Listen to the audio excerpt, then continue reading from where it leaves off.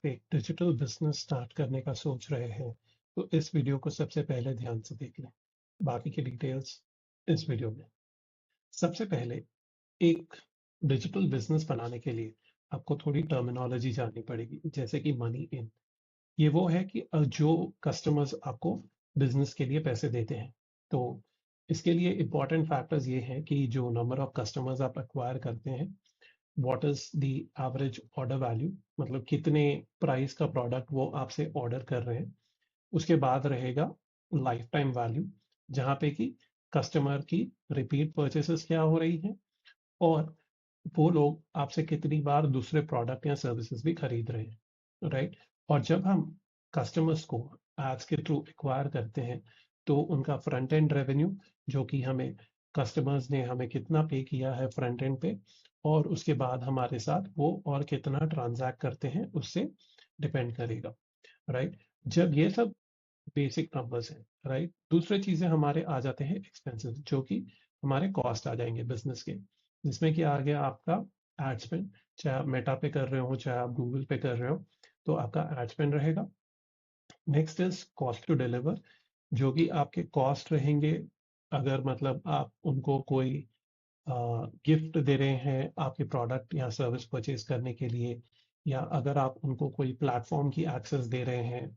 आपका क्या बोलने से अगर कुछ और कॉस्ट ऑफ गुड्स में ये आ जाएगा कि अगर आपको किसी और की भी सर्विस लेके वो प्रोडक्ट को डिलीवर करना पड़ रहा है या नहीं।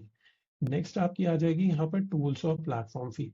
जैसे कि मैं ये टूल यूज कर रहा हूँ यहाँ पे माइंड मैप के लिए, तो आपको ये तो फिलहाल अभी इसका फ्री वर्जन है, लेकिन अगर आप कोई पेड टूल यूज कर रहे हैं तो वो भी आपके बिजनेस कॉस्ट में आपको इंक्लूड करना पड़ेगा। अगर आपकी कोई टीम है जो कि आपको ये प्रेजेंटेशन बनाने में हेल्प कर रही है, या कोई आपकी सॉफ्टवेयर यूज कर रहे हैं, जैसे चैट जीपीटी का पेड वर्जन हो गया, क्लॉड का पेड वर्जन हो गया, तो वहां पे आपके बिजनेस एक्सपेंसेस भी आ जाएंगे, राइट। अब हमें सबसे जरूरी है कि यूनिट इकोनॉमिक्स जानना, राइट। तो कॉस्ट ऑफ एक्विजिशन या कॉस्ट पर एक्विजिशन, तो यहाँ पे cost of acquisition for cost to acquire a customer वो हो जाता है कि हमने लेट्स से अगर 100 रुपीज का डिजिटल कोर्स बेचा है और हमें कस्टमर को एक्वायर करने के लिए 300 रुपये एड बजट खर्च करना पड़ा, तो हमारा cost to acquire a customer हो जाएगा 300 रुपये, राइट। तो अगर हम सिर्फ वो 100 रुपये का प्रोडक्ट बेच रहे हैं तो वहां पे प्रॉफिट करना ईजी नहीं रहता है। तो इसके लिए हमें यूजुअली बैकएंड पे प्रोडक्ट या सर्विसेज अपसेल करते हैं। तो अगर लेट्स से अगर आपसे वो बैकएंड पे लाइक 100 रुपये का प्रोडक्ट खरीदने के बाद उनको आपका 100 रुपये का प्रोडक्ट अच्छा लगा, आपसे वो 500 रुपीज का प्रोडक्ट परचेज करते हैं, तो आपका सेल प्राइस टोटल हो जाएगा 600, और जहाँ पे कि आपका ग्रॉस प्रॉफिट पर सेल हो जाएगा 300 rupees, which is deducting the ad spend. आपका कॉन्ट्रीब्यूशन मार्जिन यहाँ पे आ जाएगा, जहाँ पे कि आप बाकी एड स्पेंड रिड्यूस करके बता रहे हैं। कॉन्ट्रीब्यूशन मार्जिन में आपका आ जाएगा आपके जो भी वेरिएबल कॉस्ट रहेंगे, आप वो उसे निकाल देंगे, and then whatever is left of will be your contribution margin. और वहां पे अगर आपके कोई फिक्स कॉस्ट है तो वो भी आप निकाल देंगे। Break even CPA equals gross profit per sale. तो जैसे कि अगर आपका कॉस्ट पर एक्विजिशन, जैसे हम बात कर रहे थे, अगर आप 100 रुपये का प्रोडक्ट बेच रहे हैं तो आपका break even cost per acquisition रहेगा, ताकि आप ब्रेक इवन कर लें। तो वहां पे वो रहेगा सबसे इंपॉर्टेंट बिजनेस के लिए, ब्रेक इवन और प्रॉफिट करना रहता है।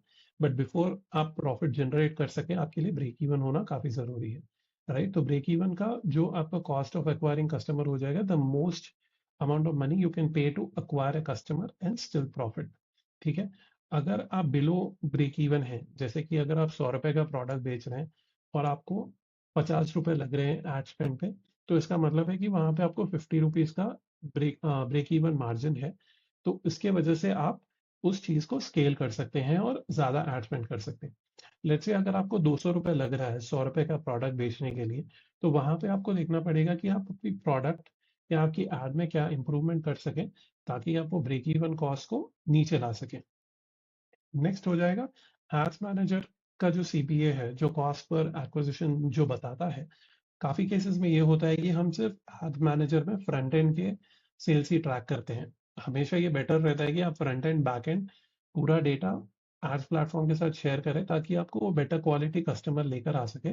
तो अगर हम वहां पे एड्स मैनेजर को यूज करके सिर्फ हम फ्रंट एंड का ही कॉस्ट ऑफ एक्विजिशन देखते हैं तो हमें हमारे कैलकुलेशन में हमेशा बैक एंड के नंबर्स को भी देखना पड़ेगा। नेक्स्ट हो जाएगा दी इंपॉर्टेंट टर्म्स या टर्मिनोलॉजी हो गया, जैसे इंप्रेशन हो गया, हुक रेट हो गया। इंप्रेशन इज कितने लोगों के डिवाइसेस पे वो ऐड दिखी। हुक रेट हो गया मतलब कितने लोगों ने वो ऐड को 3 सेकंड तक देखा है। क्लिक थ्रू रेट, कितने लोगों ने उस ऐड को क्लिक किया है।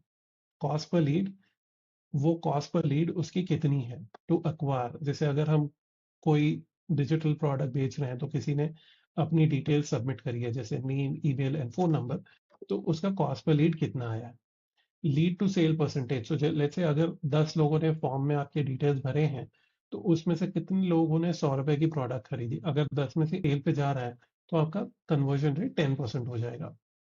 रियल कॉस्ट पर कस्टमर, तो यहाँ पे रियल कॉस्ट पर कस्टमर ये हो गया कि हमने लेट्स से 10 लीड लाए, एक लीड का हमने सिर्फ सेल लाया, तो वो उसके थ्रू जितना रेवेन्यू आ जाएगा वो आपका रियल कॉस्ट हो जाएगा for acquiring the customer.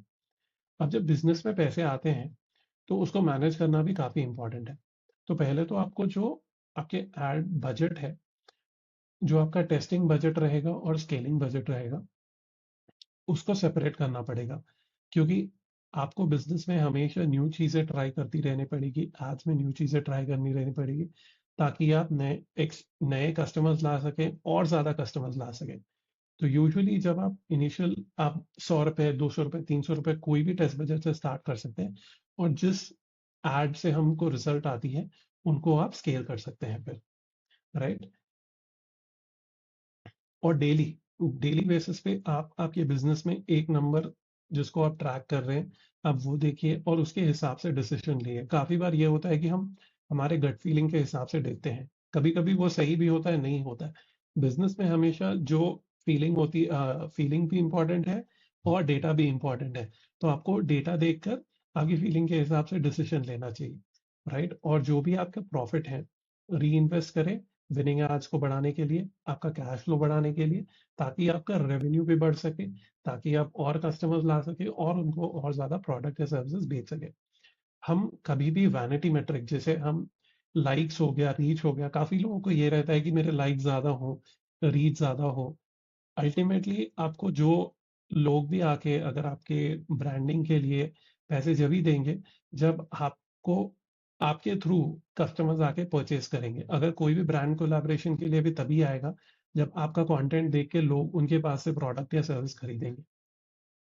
Next आ जाता है स्केलिंग रूल्स। तो स्केल जब करना है तो हम ऑब्वियसली डेटा देख के करेंगे कौन से हमारे एड्स अच्छे हैं कौन से नहीं। और बजट रेजिंग भी हम यूजुअली स्टेप्स में करते हैं। अगर हम सीधा एक ही दिन में बजट डबल कर देंगे, काफी बार ये हो जाता है कि एल्गोरिथम को सेटल होने में टाइम लगता है। और अगर आपका अकाउंट न्यू है जिसमें कि डेटा काफी लिमिटेड रहता है, स्पेशली न्यू अकाउंट्स में, तो वहां पे ये पूरी एल्गोरिथम और सिस्टम को हिला देता है। तो वहां पे ये हो जाना चाहिए कि आप उसको इंक्रीमेंटल वे में आइडियली 10% से इंक्रीज करें स्टार्टिंग में। जब आपके अकाउंट में काफी मेच्योरिटी है, लेट्स से आपने एवरी मंथ आप कंसिस्टेंटली 1 लाख रुपी स्पेंड कर रहे हो, तो वो केसेस में आप 20%, 25% तक इजीली इंक्रीज कर सकते हैं budget on a monthly basis, right. अगर आपका न्यू अकाउंट है तो हाई बजट इंक्रीज रिकमेंडेड नहीं है। जब आप स्टार्ट कर रहे हैं एड्स रन करना, तो वहां पे आपको 4 से 5 क्रिएटर ऑलवेज है चाहिए, रेडी होने चाहिए, ताकि उसमें से एड प्लेटफॉर्म चूज कर सके कौन सा चलाना है और आपको बेस्ट से बेस्ट रिजल्ट आ सके। एंड आपको हमेशा ये ऑप्टिमाइज करना चाहिए कि आपके बिजनेस में आप ज्यादा रेवेन्यू कैसे ला सकते हैं। जैसे कि मैंने बताया था कि लाइफ टाइम वैल्यू रहेगी जब जब आपके रिपीट बायर्स रहेंगे, या तो लोग आपकी बैकएंड के प्रोडक्ट या सर्विसेज खरीद रहे हैं। तो जब आपका एलटीवी हायर रहेगा, lifetime value of the customer higher रहेगा, तो उसकी वजह से आप आपके एड्स में ज्यादा बजट स्पेंड कर सकते हैं और वहां पर आप न्यू कस्टमर्स को भी एक्वायर कर सकते हैं, आपका प्रॉफिट मार्जिन भी ग्रो कर सकते हैं। अब सबसे इंपॉर्टेंट ये हो जाएगा कि ये पूरा खर्चा करने के बाद आपका कितना प्रॉफिट बच रहा है, राइट। स्ट्रॉन्ग ऑफर हो गया, काफी लोग आपके बैक एंड में प्रोडक्ट या सर्विस खरीद रहे हैं, तो आपका एवरेज ऑर्डर वैल्यू हाई हो जाएगा। आपका एवरेज ऑर्डर वैल्यू हाई रहने से आपका जो ब्रेक इवन रहेगा वो भी हाई रहेगा। आपका ब्रेक इवन हाई रहने से आप आपके कंपटीशन को हमेशा आउटबिट कर पाएंगे। और फनल प्लस बैकएंड मींस आपका जो लाइफ टाइम वैल्यू रहेगा और सस्टेनेबल स्पेंड रहेगा, और इस वजह से आप हमेशा बिजनेस ग्रो कर पाएंगे। और हमेशा इंपॉर्टेंट है कि आप आपके एक्सपेंसेस को ब्रेक डाउन करिए, ताकि आपको क्लैरिटी रहे कि कहाँ पे किस चीज का स्पेंड होता है। नो योर नंबर्स, ये बहुत इंपॉर्टेंट है एक बिजनेस ओनर के लिए, कि वो अपने नंबर्स को अच्छे से जान ले, पहचान ले। बिकॉज अल्टीमेटली ये रहेगा कि कोई भी बिजनेस में परफॉर्मेंस ज्यादा इंपॉर्टेंट रहती है। मतलब कितना परफॉर्मेंस बिजनेस है, कितना प्रॉफिट ला सकता है वो business, is always important, right. और उसी प्रॉफिट से आपकी पर्सनल वेल्थ बनेगी। अब अगर आपका बिजनेस रेवेन्यू जनरेट कर रहा है तो वो आपकी सैलरी नहीं रहेगी, ठीक है। आपको हमेशा आपका बिजनेस और पर्सनल बैंक अकाउंट सेपरेट करना पड़ेगा। और अगर आपको रेवेन्यू जनरेट हो रहा है आपके बिजनेस में, तो स्प्लिट इट इनटू 3 बकेट्स। एक तो जो हो जाएगा कि आपके एड बजट टूल्स या टीम में हो गया। एक तो आपका हो गया इनकम टैक्स, ताकि वो आप टाइम पे भरें, जीएसटी आप टाइम पे भरें, राइट। और आप अपने लिए जो भी आपका फिक्स्ड सैलरी ले रहे हैं या आपके बिजनेस से आप फिक्स्ड विड्रॉल कर रहे हैं एवरी मंथ, लेकिन ये हमेशा एडवांस में कर लीजिए, क्योंकि अगर वो बिजनेस में बैक एंड में जाएगा, then you will not be able to see it. आप हमेशा बिजनेस को ये सोच के चलाइए कि आप प्रॉफिट फर्स्ट कैसे कर सकते हैं।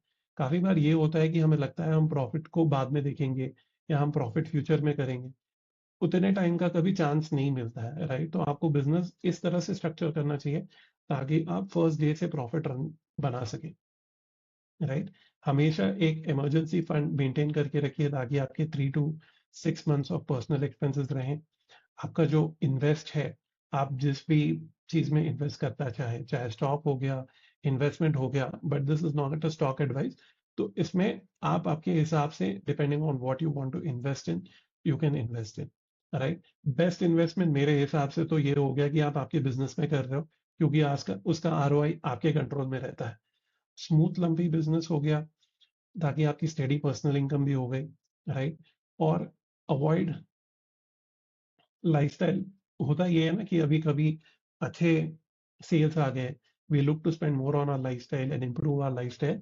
बट होता ये है कि you have to do that in a structural manner, ठीक है। और आपको आपका पर्सनल नंबर, लाइक आप कितना एक्सपेंस या कितना सैलरी आप टेक होम कर सकते हो, कितने एक्सपेंसेस आप कर सकते हो।